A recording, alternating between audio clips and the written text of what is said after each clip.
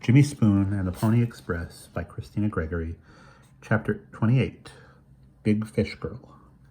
The next day, Pen and Jimmy saddled their horses and set out with 3 others, Mozo the elder, Nampa, and Gamu, old friends of Jimmy's.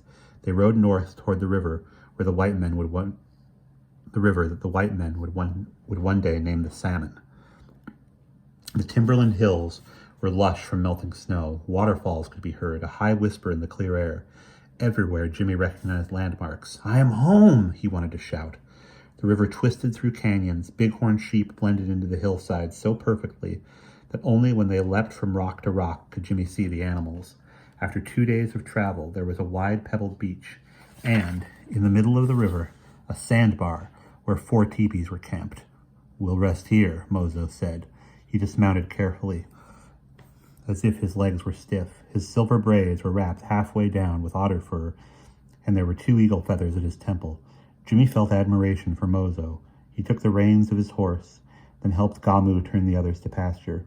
In the narrow part of the stream, a large boulder formed a bridge, making it easy to cross over to the island without getting moccasins wet. A woman with a cradle board on her back greeted the travelers, then called to someone inside her lodge. Out stepped an attractive girl about Jimmy's age. She was quite round, with a plump face, a familiar face. It was Big Fish Girl, and Jimmy was not glad to see her. Not only was she bossy, she weighed at least 80 pounds more than he did, which meant she could wrestle him down in a wink. Many times they had quarreled.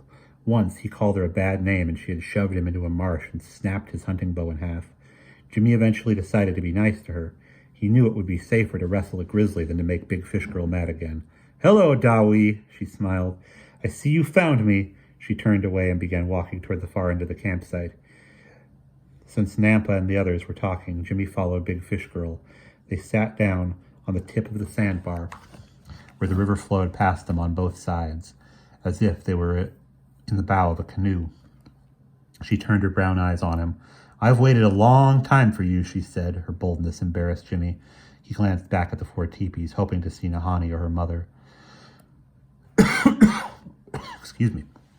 After an awkward silence, he finally spoke.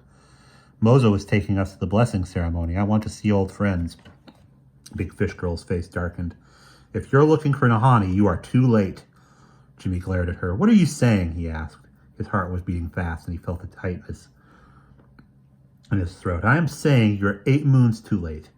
Nahani has a husband. She is big with child, but I, who waited patiently, am not married. My lodge is yours, Dawi. I will make you very warm when the snow comes."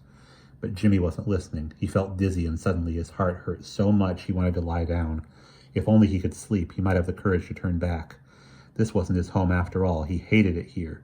He hated the smiling round face of Big Fish Girl. And that is the end of chapter 28.